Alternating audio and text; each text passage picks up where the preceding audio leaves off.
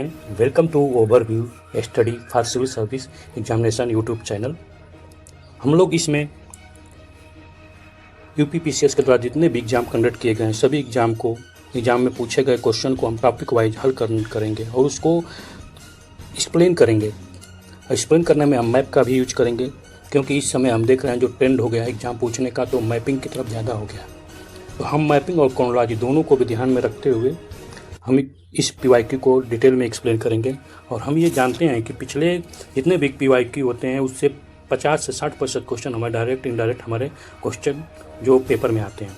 इसलिए हम ये चाहेंगे कि हम लोग पीवाईक्यू को ऐसे तरीके से हल करें कि हमें अगर एग्ज़ाम में आए तो हमारा गलती ना हो। अगर पीवाईक्यू से कोई क्वेश्चन डायरेक्ट इनडायरेक्ट आ जाता है और हम गलत कर देते हैं तो इससे बड़ी दुख की बात नहीं होगी, क्योंकि उससे हमारा एक सीट जो पक्का होने वाला था वो नहीं हो पाएगा। इसलिए चलिए पूरे जोश के साथ हम पीवाईक्यू को हल करते हैं और समझने की कोशिश करते हैं, लंबे टाइम तक अपने दिमाग में इसको मेमोराइज करते हैं। पीवाईक्यू एक ऐसा जरिया है जिसके द्वारा हम अपने पूरे सिलेबस को कम टाइम में रिवाइज कर सकते हैं। तो चलिए शुरू करते हैं, टाइम वेस्ट नहीं करते हैं।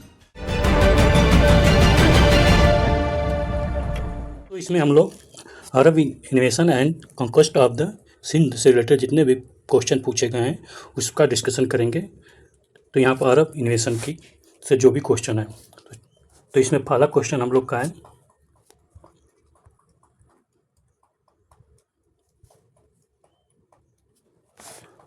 विच among the following ruler of the Kashmir abolished the jizya and cow shelter. तो यहाँ पर पूछ रहा है कि कौन सा इसमें से रूलर है जो कश्मीर का रूलर है, राजा है, जो जजिया और काउ शेल्टर को एबलाइज कर दिया, यानी उसको ख़त्म कर दिया। तो इसमें से पहला ऑप्शन है शमसुद्दीन शाह, दूसरा ऑप्शन है हैदर शाह, सिकंदर शाह थर्ड, और डी ऑप्शन है जैन उल अबीदीन। तो यहाँ पर है डी इज करेक्ट ऑप्शन है हम लोग का। तो इसमें कौन सा, जैन उल अबीदीन जैन। तो इसके बारे में थोड़ा सा हम एक्सप्लेनेशन देख लेते हैं जो दिया गया। तो Zain ul Abidin was the 8th sultan of the Shah Mir dynasty of the Kashmir. Shah Mir dynasty of Kashmir का ये 8th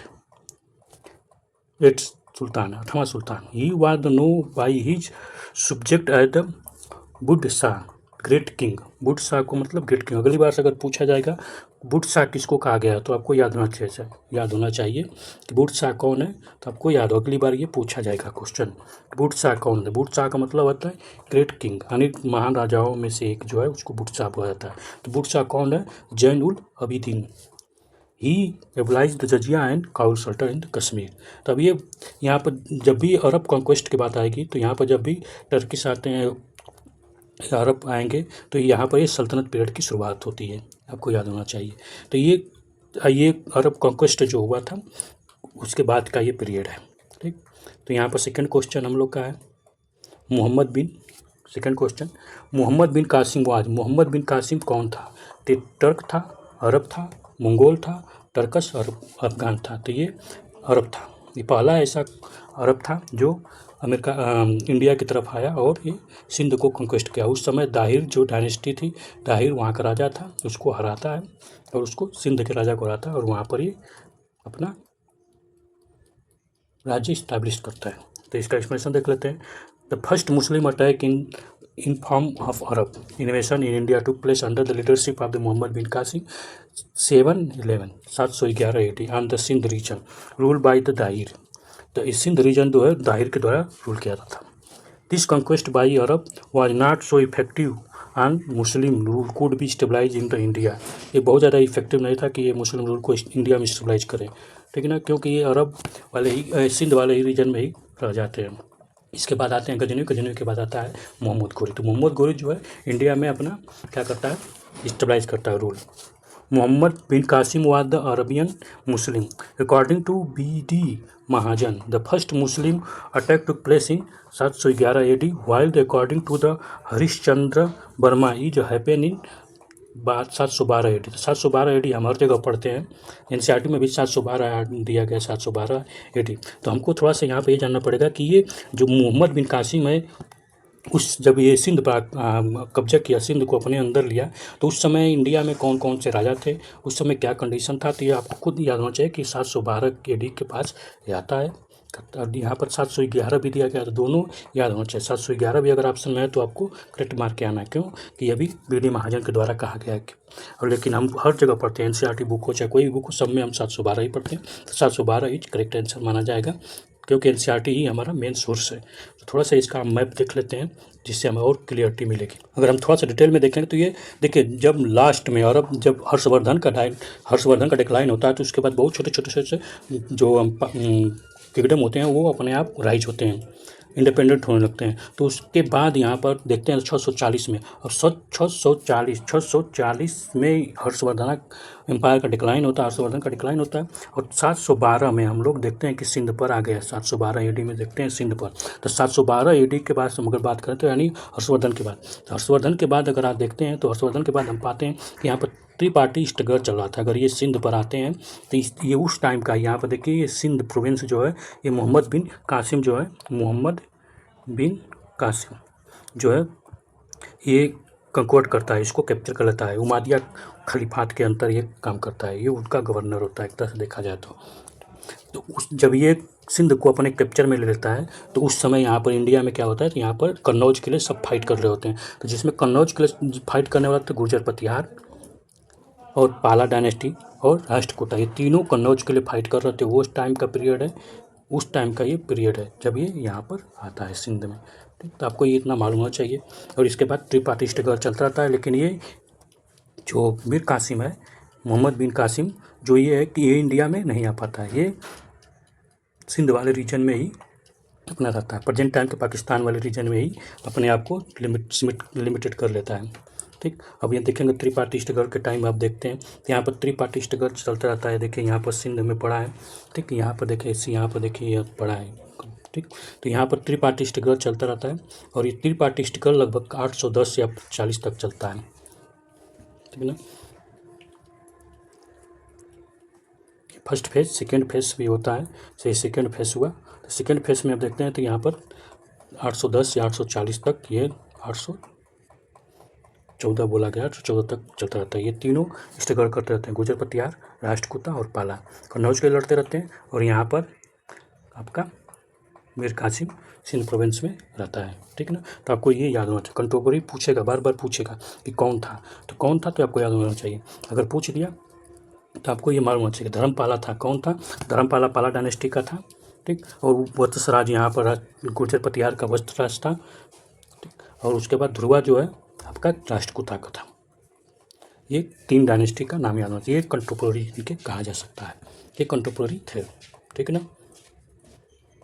next question, when the Sindh conquest by the Muhammad bin Qasim, Muhammad bin Qasim का कौन सा, यहाँ पर देखिए 713 दिया है, 716 दिया है, 712 दिया है, 719 712, कौन बोला था, तो हरिश्चंद्र वर्मा। याद कर लीजिएगा, परीक्षा में अगली बार पूछेगा कि कौन सा हिस्टोरियन जो बोला था कि 712 में आया था, तो हरिश्चंद्र वर्मा, ठीक, हरिश्चंद्र वर्मा याद होना चाहिए, ठीक। फिर उसके बाद question next question, the first Muslim invader of India was, पहला मुस्लिम इन्वेडर कौन था इंडिया में, तो यहाँ पर कुतुबुद्दीन ऐबक, ये तो बहुत बाद में आता है, ठीक। मोहम्मद गजनवी, ये भी आता है लेकिन अब ये नहीं है। मोहम्मद गोरी, ये भी आता है। मोहम्मद कासिम एक करेक्ट आंसर है। यहाँ पर अगर हम देखेंगे तो सबसे पहले आता है मोहम्मद बिन कासिम, जो सिंध वाले एरिया। मोहम्मद गजनवी आता है लेकिन लूट पाट कर चल जाता है, वो अपना कोई बेस नहीं बना पाता है। लेकिन मोहम्मद गोरी आता है, तराइन का युद्ध लड़ता है, फर्स्ट तराइन और सेकेंड तराइन का, और वो अपना 2 चेलों को छोड़ कर चला जाता है, ठीक। Next question, who was the court historian Mohammad Ghazni, Mohammad Ghazni का कौन सा इसमें से कोर्ट हिस्टोरियन था, तो मोहम्मद गजनी जब आता है और वहाँ पर सोमनाथ के टेम्पल को लूट के जाता है, तो उसके अपने साथ एक राइटर को भी लेके आता है, ठीक। तो इसमें से आपको मालूम होना चाहिए कि कौन कौन से कोर्ट में उसके हिस्टोरियन है, जो इंडिया पर भी बहुत सारे किताबें लिखते हैं। तो उसमें से अगर देखा तो फिरदौसी आपका देखेंगे तो ये भी था, लेकिन ये उसके कोर्ट में नहीं था। हसन बिन निजामी उत्तबी जो था उसके कोर्ट में था, ठीक, उत्तबी। इसका एक्सप्लेनेशन देख लेते हैं। देखिए कितने में UPSC 15 कितना रिपीटेड क्वेश्चन कई बार पूछा गया है, बहुत इंपॉर्टेंट है। उत्तबी याद कर लीजिए।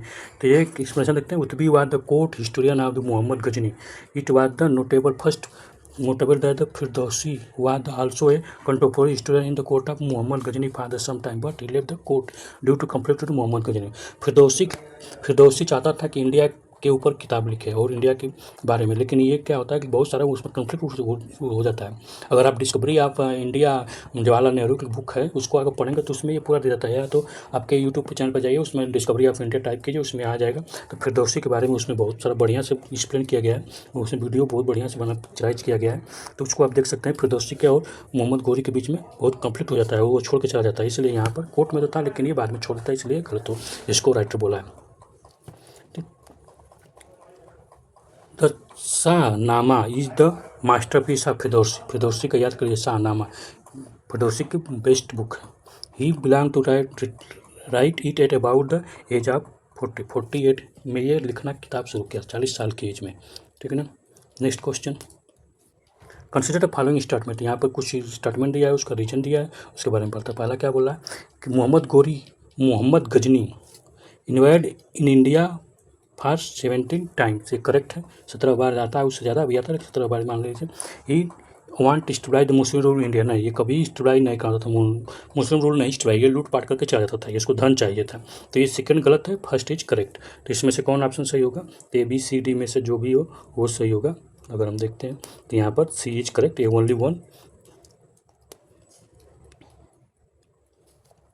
Only as true, R is false, ठीक।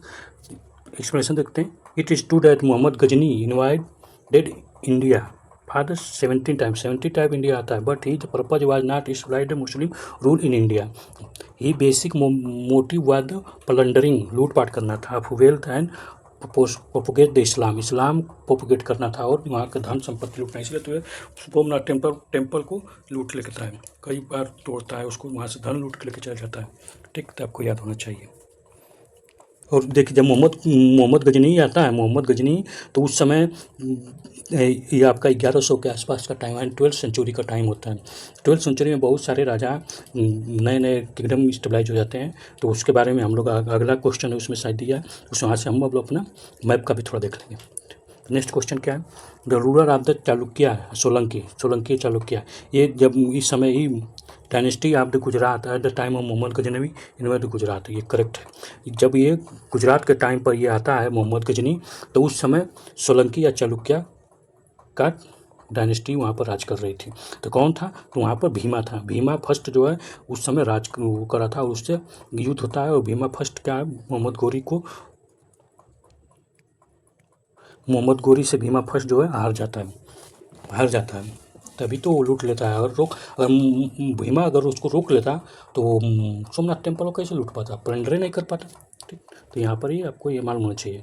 जैसे कहीं किताब में मिल जाए कि हाँ भीमा से वो हार गया था, तो नहीं, भीमा से वो हारा नहीं था, सोलंकी उनको। लेकिन हाँ भीमा के बाद एक गोरी जब आता है, मोहम्मद गोरी आता है, इसके बाद मोहम्मद गजनी के बाद मोहम्मद गोरी इसी रास्ते से आएगा, और वो आएगा और वहाँ पर सोलंकिया जो हैं उनको उसको रोक देते हैं, वो एंट्री नहीं कर पाता है। तब वो फिर नॉर्थ वेस्ट एरिया से आना शुरू करता है, तो वहाँ पर चौहान मिलते हैं। भीमा फर्स्ट बाद इस टाइम रूल करता है 1112 से 22 से लेकर 1164 तक। वाद the Solanki or the Chalukya ruler Gujarat at the time of Mohammad Ghaznavi invasion on the Som temple in 1025 की, ठीक। Mohammad Ghazni had defeated Bhima first, Mohammad Ghazni Bhima first को डिफीट कर देता है और 1025 में, ठीक, 1025 में वो सोमनाथ टेम्पल को लूटता है। तो आपको ये मालूम होना चाहिए 1025 मतलब 11वीं सेंचुरी की बात हो रही है। तो 11वीं सेंचुरी में ये आता है, ठीक है ना। तो आपको ये हमेशा दिमाग में बैठा के रखना है, ठीक। थोड़ा सा मैप देख लेते हैं। तक देखिए ये वो टाइम है जब ये मोहम्मद गजनी जो है यहाँ सोमनाथ टेम्पल इसी पर आता है, लूटपाट करता है। यहाँ पर सोलंकी चालुक्य है, यहाँ पर भीमा फर्स्ट रहता है, ठीक। भीमा फर्स्ट जो है यहाँ का राजा रहता है, ठीक है। यहाँ बगल में देखिए परमार रहते हैं, ठीक। यहाँ चालुक्य, वेस्टर्न चालुक्य रहते हैं। फिर यहाँ पूरा देखेंगे तो ये चंदेलों का, ठीक, चंदेलो पाला तो इसमें विलुप्त हो गए, घोड़ा भी विलुप्त हो गए, अनेक घोड़ा और पाला इसके चंदेला में सबडिविजरी हो जाते हैं, है ना, इसका फुडेसरी हो जाते हैं, ठीक है। यहाँ पर चमाहार, यही यहाँ पर तोमर, तो अब ठीक। अब गजनी आएगा, अब यहाँ से मोहम्मद गोरी आएगा। जब मोहम्मद गोरी आएगा तो यहाँ पर तोमहार यानी चौहानों से फिर इनका लड़ाई होगा। ये चमाहाना का ये तोमर जो है, ये इनका रिलेशन मैट्रिमोनियल रिलेशन होता है। इन चमाहाना और तोमर मैट्रिमोनियल रिलेशन होता है, ठीक। तो इसके कारण ये एक डायनेस्टी, एक राज्य बन जाते हैं, ठीक है ना। तो आपको ये कंटेम्पोररी याद होना चाहिए, ठीक। अगर साउथ में देखते हैं तो यहाँ पर साउथ में पांड्या रहते हैं, ठीक। और कुलुथुंगा और चोला यहाँ पर रहते हैं, ठीक, साउथ में। नेक्स्ट क्वेश्चन, इन एक्सीडेंट खाली space in an intensive victory which modern historian had made the comment on the Arab victory over the Sindh। तो कौन सा इसमें से बोला है कि ये जो कोई राइटर इसमें से बोला गया, राइटर के द्वारा, हिस्टोरियन जो मॉडर्न हिस्टोरियन, वो बोला है कि जो अरब पर जो सिंध का कब्जा हो गया था, यानी वो विक्ट्री कर लिए थे, तो ये एक्सीडेंटियल था। ये कोई ऐसा नहीं था कि सोची समझी रणनीति थी, ये अचानक हो गया था, ठीक। तो इसमें कौन बोला था? तो लेन पोले बोला था कि एक्सीडेंटियल था। इसमें कोई वो नहीं था कि हाँ इनका कोई स्ट्रेटेजिकल के द्वारा किसी पॉलिसी के या कोई टारगेट के द्वारा किया गया था, ठीक। मेन टारगेट यहाँ पर देखिए ये लेन पोले बोल रहे हैं, लेकिन वहाँ पर उनको टारगेट था। वास्तव में अगर हिस्ट्री पढ़ते हैं तो उसमें आप पाते हैं कि उसमें टारगेट था, कोई एक्सीडेंटियल नहीं था, ठीक ना। उसमें टारगेट था कि इनको अपना इस्लाम प्रोपोगेट करना था। एक्सप्लेनेशन देख लेते हैं। The above comment was made by the Stanley Lane Poole. He stay at the Arab invention. He said that Arab's invention on the Sindh was resultless, and it did not leave any political effect, but its cultural influence could not be denied। तो ये कहना चाह रहे हैं, तो ये सही बात बोल रहे हैं कि पॉलिटिकल रूप से कोई इफेक्ट नहीं पड़ता है, लेकिन अगर कल्चरल रूप से देखते हैं तो बहुत सारा इन्फ्लुएंस जाता है। जो हिंदू रिलीजन पर इस्लाम का इन्फ्लुएंस बढ़ता है। और यहाँ से क्या होता है कि आप देखेंगे तो साउथ में इसी टाइम से आपका भक्ति मूवमेंट की शुरुआत हो जाती है। इसी टाइम के प्रॉक्सी आपको भक्ति मूवमेंट शुरू हो जाएगा, ठीक है ना। तो इनके इन्फ्लुएंस के कारण। Next question, who among the following was the founder of the Ghazni dynasty. Ghazni dynasty का फाउंडर कौन था? तो अल्पतेगी था।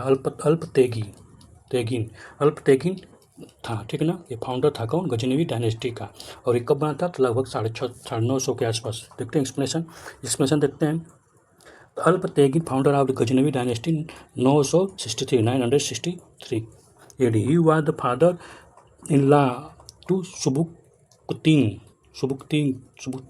सुबुक्तिगिन इसके बाद आता है। Who some historian also consider the founder of the Ghaznavi था। गजनवी डायनेस्टी का कुछ हिस्टोरियन बोलते हैं, लेकिन वास्तव में अल्पतेगिन ही था फाउंडर, ठीक है ना। उस अल्पतेगिन के बाद ये बनता है सुबुक्तिगिन ही बनता है कुछ टाइम के लिए, ठीक। और इसी के बाद शुरुआत होती है। Also consider the who among later expand the empire extensively.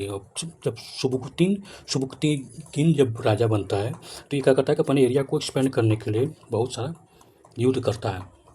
This dynasty had Persian and Turkish Mamluk origin. और ये मामुलुक होता है मतलब ये स्लेव होता है, ठीक ना। And had rule over the Iran, Afghanistan and north west India में भी एक रूल करता है। सुबुक्तिन इसका फादर इन लॉ, ठीक, फादर इन लॉ टू सुबुक्तिन।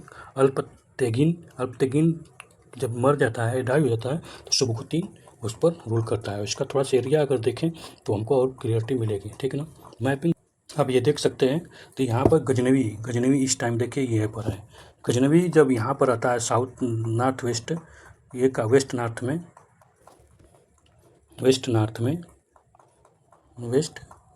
जब रहता है तो देखिए यहाँ पर सोलंकी या चालुक्य रहते हैं। और सोलंकी चालुक्य यहाँ पर मार रहते हैं। ये चंदेल रहते हैं। ये त्रिपुरी कालाचूरिया रहते हैं, ठीक। ये चमार, ये तोमर देखिए अभी इनके एरिया में आ गए हैं इस टाइम। कब टाइम है? तो 1142 का टाइम है, ठीक। ये गजनवी आक्रमण कर रहा है। गजनवी जो है आक्रमण कर रहा है। गजनवी के पहले का हम लोग जो क्वेश्चन अटेम्प्ट किए गजनवी से पहले का, ठीक। यहाँ कन्नौज में गढ़वाल रहते हैं, ठीक ना। थोड़ा सा पीछे जाते हैं तो देखिए गजनवी एम्पायर यहाँ पर है। भोज रहते हैं एक 1040 के टाइम में। तो भोज के टाइम किंग भोज कौन रहते हैं? परमार डायनेस्टी के रहते हैं। परमार डायनेस्टी देखिए ये है, ये तोमर तक है, दिल्ली तक ये आते हैं, अपना एरिया एक्सपेंड किए हैं। और यहाँ तो देखिए साउथ इंडिया तक है, विंध्या रेंज को ही पार कर जाते हैं। और कुछ टाइम डेक्कन तक रहते हैं, ठीक। तो इनका एरिया का एक्सपेंड देख सकते हैं आप किंग भोज का। ये बहुत फेमस राजा थे और इनके ऊपर बहुत सारे क्वेश्चन अभी भी किंग भोज बार बार न्यूज में रहते हैं, ठीक। भोज स्थल के जो एक मंदिर बोला था कि उसको मंदिर, वो किंग भोज का मंदिर था, उसको तोड़ के जो मस्जिद बना दी गई है, ठीक। तो ये आपको यहाँ पर देखिए गजनवी यहाँ पर थे, गजनी एम्पायर, ठीक है। तो ये लाहौर तक इनका एरिया रहता है, ठीक है ना। तो ये आपको मालूम होना चाहिए, ठीक है। आप थोड़ा सा देखते हैं तो ये देखिए हिंदू शाही डायनेस्टी, ठीक। 1012 की टाइम देखते थे, हिंदू शाही डायनेस्टी है। हिंदू शाही डायनेस्टी को ही बोला गया है कि ये हिंदुस्तान का एक तरह से कहा तो किला था, दरवाज़ा था। अगर इस दरवाजे को कोई तोड़ दिया तो वो इंडिया की तरफ आ जाएगा, ठीक ना। तो हिंदू शाही डायनेस्टी को तोड़ देता है कौन? मोहम्मद घोरी तोड़ता है, गजनवी तोड़ता है, ठीक। और वो अपना आते हैं, ठीक ना। इतना आपको एक और इन्फॉर्मेशन देना था कि इसमें एक हम लोग इस चला रहे हैं स्कीम, जिसमें आपको आप 200 रुपया प्राइज विन कर सकते हैं। इसमें एक यहाँ पर टर्म एंड कंडीशन ये है कि आपको इसमें कमेंट करना है। अगर जो सबसे पहले 10 स्टूडेंट को ये डिस्ट्रीब्यूट किया जाएगा। इसमें यह है कि जो सही उत्तर देगा उसको पहले 10 स्टूडेंट को 200 रुपया डिस्ट्रीब्यूट किया जाएगा, ठीक। तो आपको ये जो प्राइज क्वेश्चन है, तो प्राइज क्वेश्चन आप देख लीजिए, इसमें से आपको सही आंसर दे। ये क्वेश्चन है, आप इस क्वेश्चन का सही अगर उत्तर देंगे तो आपको 200 रुपया मिलेगा, ठीक। ये हम जितने अब तक PYQ किए हैं उसी में से क्वेश्चन रहेगा। जितना किया चुका है, एशियन कंप्लीट हो गया तो एशियन से ही रहेगा। अब तक जितना हम PYQ कंप्लीट कर चुके हैं उसी में से क्वेश्चन पूछा जाएगा। और आप इससे क्या होगा, आपका रिवीजन भी हो जाएगा और ज्ञान के साथ साथ पैसा भी मिलेगा। तो यहाँ पर क्वेश्चन जो है प्राइज के लिए, which one of following explain the practice of Vattarikuttal as mention in Sangam period. First, king employ woman bodyguard. Second option है learned person assembly in the royal court to discuss the religious and philosophical matters. Third option है young girl keep watching over the agriculture field and driving away bird and animals. D option है a king defeat in the battle committing ritual suicide by the starving himself to death. तो इसमें से कौन सा option है, आप सही रूप से कमेंट में कमेंट कीजिए करेक्ट ऑप्शन को, आपको 200 रुपया आपके सेंड किया जाएगा उसके लिए, ठीक। इसमें एक है कि जो 10 कमेंट वालों को चाहिए, पहले 10 फर्स्ट 10, ठीक है ना। Next question, which of the following statement not true about Al Biruni. He was the secular writer, his epic was the influence with the contemporary India से इन्फ्लुएंस था। He was the Sanskrit scholar, he was the maestro of the trigonometry. तो इसमें से कौन सा correct नहीं है। तो आप देखें तो ये कंटेम्पोररी इंडिया का ही लिखा है, कोई ऐसा नहीं कि नहीं लिखा है कि कंटेम्पोररी इंडिया का नहीं। ये इंडिया के ऊपर बुक लिखा है लेकिन कंटेम्पोररी ही लिखा है। ये संस्कृत का है, संस्कृत में भी लिखा है। ये हाँ, ये ट्रिग्नोमेट्री का बहुत बढ़िया से समझ रखता था, लेकिन ये सेकुलर राइटर नहीं था, ठीक। ये इस्लामिक था। इसका एक्सप्लेनेशन देख लेते हैं। Al Biruni was the Muslim but he was the agnostic tendency in his book Tahqiq-e Hind. ये भी जान लीजिए, ये अल बरौनी जो था ये गजनी के कोर्ट में भी था, ठीक। तहकीके हिंद बुक उसी के कहने पर लिखता है। He describe the social, political, religious and economical condition of India in his account to be highlight choice part of the Gita, Upanishad, Patanjali Purana. He used simple trigonometry result to estimate the radius and the circumference of the earth. He assumed the superiority of Islam, so he was not a secular writer. तो ये इस्लाम को ही superior रखता था, ठीक है ना। तो हम लोग का ये यहाँ पर ये ख़त्म होता है, केवल 10 ही क्वेश्चन पूछा गया। नेक्स्ट हम लोग गोरी के इन्वेंशन के बारे में और दिल्ली सल्तनत पर जो रिलेटेड क्वेश्चन है उस पर डिस्कशन करेंगे, ठीक। तो अगले बार जब मिलते हैं दोस्तों तो हम लोग नेक्स्ट चैप्टर जो हमारे लोग का है मोहम्मद गोरी से और दिल्ली सल्तनत पर है, उस पर हम डिटेल डिस्कशन करेंगे। अगर आपको ये पसंद आया हो तो लाइक, सब्सक्राइब एंड कमेंट कीजिए। Thank you for the